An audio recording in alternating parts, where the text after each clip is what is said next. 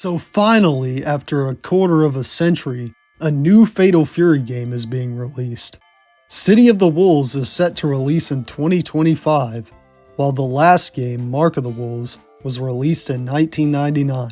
It's a momentous occasion, but one thing I don't hear anyone else really talk about is that they didn't give up on the series immediately after the last game released.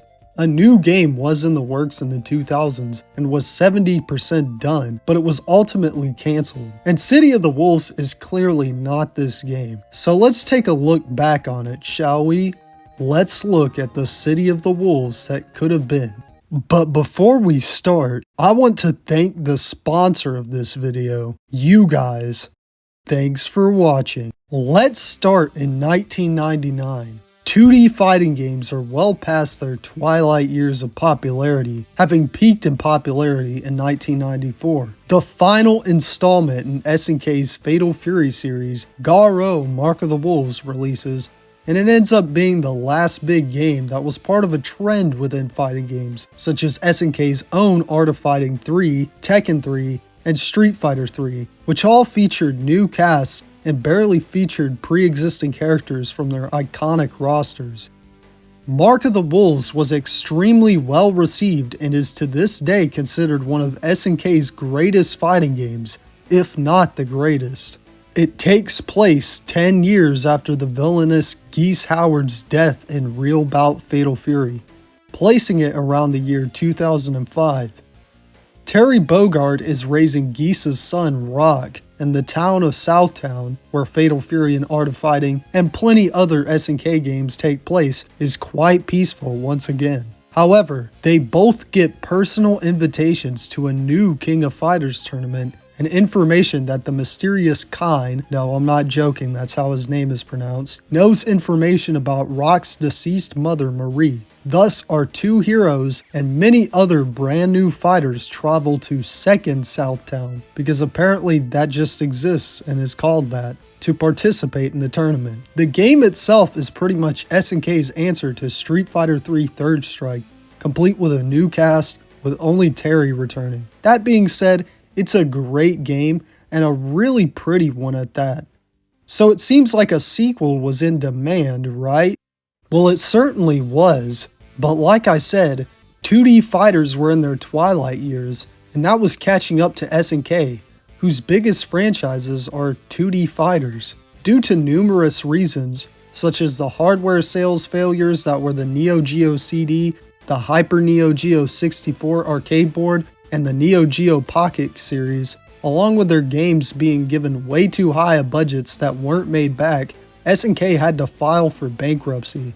However, 1 year later, Playmore Corporation would scoop up the ashes of SNK and the corporations it had sold its IP rights to, and operations would soon continue.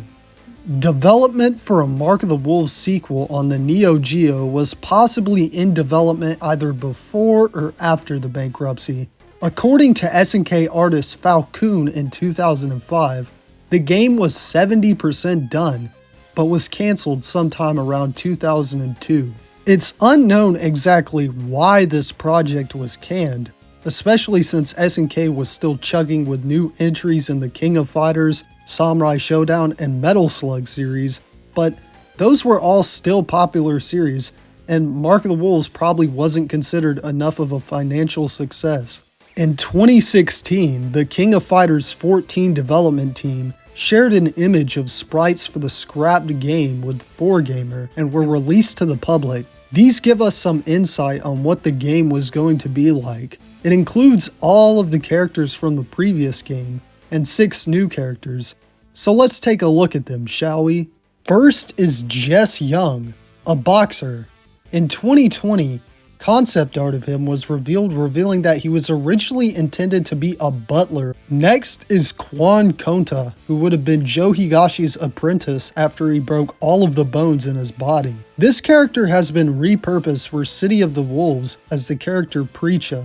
However, the original character was mentioned in Joe's backstory in King of Fighters 12, but since that game isn't even canon to the KOF universe, it probably doesn't matter. Next is Daniel Hale, a young man dressed in a suit. I used to think this was an evil version of Rock, but apparently it isn't. Next is Ed Palmer, who seemed to be a replacement for Billy, but it seems that they're just going to use Billy in the new game.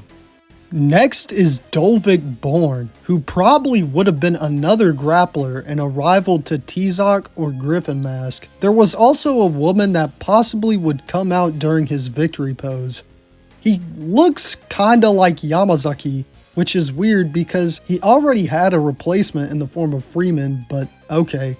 Finally, there's Gao, Gato and Hotaru's father, who first appeared in Gato's Mark the Wolves ending to blind him. Oh yeah, Gato would have been blind in this game, though his sprite seems unaltered. It seems they're not going that route in City of the Wolves though. No new updates came out about the scrapped game until 2022, just months before City of the Wolves was first teased, when Twitter user 2021kduck stumbled across 2 CDs containing assets for the scrapped game that allegedly belonged to an SNK employee. Not much new was revealed compared to the set of sprites, but a few new things were found. A few unfinished backgrounds were unveiled, and a sprite of Andy Bogard can be found in Hokutomaru's data, who wasn't seen in the set of sprites released in 2016. Actually, of all the things they revealed for City of the Wolves, I'm kind of upset that they replaced Hokutomaru with Mai, but whatever, she's the second most popular Fatal Fury character. She's gotta be in the game. I'm sure that'll sell a few more copies. But that's it for what was originally planned. In 2022, City of the Wolves started development, and it's obviously a completely different game from the scrapped version.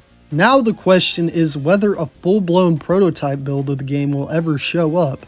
The amount of work that seems to have been done for the scrapped game seems to back up Falcoon's claim that the game was 70% done.